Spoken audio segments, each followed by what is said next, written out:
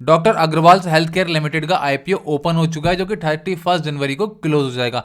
So in this video we will discuss कि यहाँ पर इसकी जीएमपी कितनी चल रही है और करंट मार्केट सिचुएशन के हिसाब से आपको इस आईपीओ में अप्लाई करना चाहिए या नहीं करना चाहिए, प्रॉफिट होगा लॉस होगा, अगर प्रॉफिट होगा तो कितना होगा और इसका बिजनेस मॉडल, ये सारी चीजें इस वीडियो में हम डिस्कस करने वाले हैं। अगर आप लॉन्ग टर्म के लिए अप्लाई करने का सोच रहे हो तो इस वीडियो में आपको काफी ज्यादा हेल्प होगी अपना डिसीजन बनाने में। तो सबसे पहले बात कर लेते हैं जीएमपी की। अभी जो इस आईपीओ की जीएमपी चल रही है वो सिर्फ 3% की चल रही है, जिसके अकॉर्डिंग अगर लिस्टिंग होती भी है तो आपको अप्रोक्स 300-400 रुपए तक का ही प्रॉफिट होगा। बट क्या लॉन्ग टर्म के लिए आप अप्लाई कर सकते हो या फिर जीएमपी बढ़ेगी आने वाले दिनों में, तो उसके बारे में भी डिस्कस करेंगे। बट एज ऑफ नाउ जो है यहाँ पर जीएमपी चल रही है सिर्फ 3% की। सो अभी बात कर रहे हैं अगर हम कंपनी का बिजनेस मॉडल क्या है, तो company basically health care industry के अंदर आई केयर सर्विसेज प्रोवाइड करती है। बेसिकली यहाँ पर आंखों से रिलेटेड जो काफी सर्जरीज होती है तो वो करती है। और अभी कंपनी के पास 209 हॉस्पिटल्स हैं जिसमें कंपनी अभी ऑपरेट कर रही है, जिसमें अप्रोक्स 208 जो हॉस्पिटल्स है वो इसने रेंट पे ले रखे हैं। और उसके अलावा यहाँ पर आई केयर रिलेटेड काफी सारे प्रोडक्ट्स होते हैं, जैसे कि यहाँ पर कॉन्टेक्ट लेंस हो गया, एसेसरीज हो गया, आपके गॉगल्स हो गए,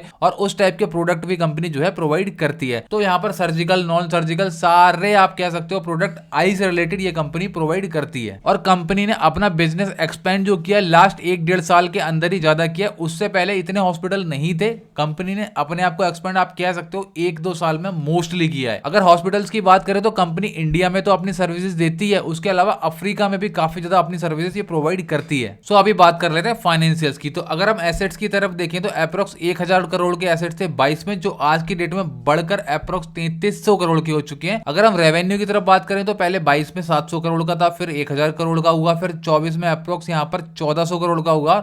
और इस साल 6 महीने के डेटा के अकॉर्डिंग कंपनी ने अप्रोक्स 837 करोड़ का यहाँ पर रेवेन्यू कर लिया है। इसको अगर एक साल का कैलकुलेट करोगे तो अप्रोक्स डबल अप कर सकते हो। तो यहाँ पर आप देखोगे तो रेवेन्यू भी हर साल बढ़ रहा है। और अगर हम बात करें प्रॉफिट आफ्टर टैक्स की तो अप्रोक्स 43 करोड़ का प्रॉफिट था इसका 22 में, फिर 103 करोड़ का हुआ, फिर 95 करोड़ का, और इस साल कंपनी अप्रोक्स 80 करोड़ का प्रॉफिट कर लेगी इस फाइनेंशियल ईयर में। तो प्रॉफिट में भी आप देख सकते हो अच्छी खासी ग्रोथ नजर आ रही है। अगर हम बात करें नेटवर्थ की तो नेटवर्थ जो है 212 करोड़ की थी, फिर 627 करोड़ की, और आज की डेट में कंपनी की नेटवर्थ हो चुकी है 1502 करोड़ रुपए की। तो अगर हम बात करें रिजर्व एंड सरप्लस की तो यहाँ पर 236 करोड़ के रिजर्व थे, फिर 652 करोड़ के, फिर 1365 करोड़ के, और अभी कंपनी के पास अप्रोक्स 1509 करोड़ रुपए के यहाँ पर रिजर्व हैं।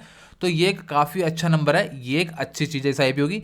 अगर हम बात करें टोटल बोरोइंग की तो 290 करोड़ रुपए की बोरोइंग थी, फिर 356 करोड़ की हुई, फिर 387 करोड़ की, और आज की डेट में कंपनी के पास अप्रोक्स 373 करोड़ रुपए की बोरोइंग है।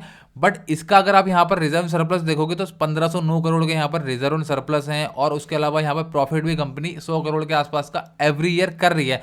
तो बोरोइंग कोई उतनी ज़्यादा खास है नहीं। और अगर हम बात करें रिटर्न ऑन इक्विटी की तो बेसिकली अभी 9.33% का यहाँ पर रिटर्न ऑन इक्विटी है, जो कि आप कह सकते हो कम है।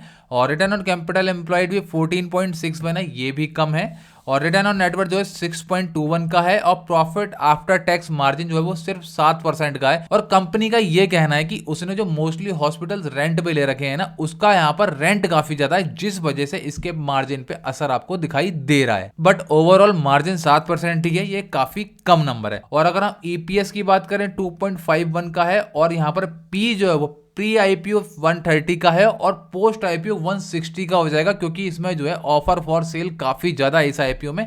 इस वजह से आफ्टर आईपीओ ये आपको मिल जाएगा 160 का, ये काफी ज्यादा नंबर मेरे को लग रहा है। अभी इसको हम डिस्कस कर लेते हैं इसके पीयर्स के साथ कंपैरिजन में। जब आप इसके पीयर से इसका कंपैरिजन करोगे तो यहाँ पर आप साफ साफ देख सकते हो अपोलो हॉस्पिटल है, मैक्स हेल्थ केयर है, फोर्टिस है, और सभी का पी इससे कम है। दैट मीन्स कंपनी अपनी वैल्यूएशन बहुत ज्यादा लेके आई है एज पर डेटा। और अगर हम बात करें ये तो प्री आईपीओ है, और पोस्ट आईपीओ तो 160 हो जाएगा। तो कंपनी अपनी वैल्यूएशन कहीं भी अभी के डेटा के अकॉर्डिंग जस्टिफाई कहीं नहीं कर पा रही है। सो अभी अगर आईपीओ की डिटेल्स की बात करें 29 को ओपन होगा, 31 को क्लोज हो जाएगा, और जो प्राइस बैंड है वो 382 से 402, दैट मीन्स 402 पे ही कट ऑफ देखने के लिए मिलेगा। और लॉट साइज एक लॉट में आपको 35 शेयर्स मिल जाएंगे, और इसमें टोटल इशू साइज है 3027 करोड़ का, जिसमें अप्रॉक्स 300 करोड़ रुपए का ही सिर्फ फ्रेश इशू है, बाकी ऑफर फॉर सेल है। और यही एक मेन रीजन मुझे लग रहा है कि यहाँ पर प्रमोटर क्या कर रहे हैं, अपना माल बेच के निकल रहे हैं, और यहाँ पर वो वैल्यूएशन बहुत टाइट लेके आए हैं। अगर हम बात करें लिस्टिंग की तो लिस्टिंग बीएसई और एनएसई दोनों जगह होगी, क्योंकि ये मेन बोर्ड आईपीओ है। और अलॉटमेंट आपको मिल जाएगा 3 फरवरी को देखने के लिए, और रिफंड 4 फरवरी से स्टार्ट हो जाएगा अगर अलॉटमेंट नहीं होता है तो। और आपके डीमेट में शेयर भी आ जाएंगे 4 फरवरी को ही, और जो इसकी लिस्टिंग हो जाएगी 5 फरवरी को आपको देखने के लिए मिल जाएगी। अगर आप रिटेल कैटेगरी में अप्लाई करते हो तो आप मिनिमम 1 और मैक्सिमम 14 लॉट अप्लाई कर सकते हो, जिसके लिए आपको मिनिमम 1 लॉट के लिए 14,070 रुपए देने पड़ेंगे, और मैक्सिमम आप 1,96,980 रुपए इन्वेस्ट कर सकते हो यहाँ पर रिटेल कैटेगरी में। और अगर अभी हम प्रमोटर्स होल्डिंग की बात करें तो पहले से ही प्रमोटर्स के पास ओनली 37.72% है, जो अभी घट के हो जाएगा 32.5% ओनली।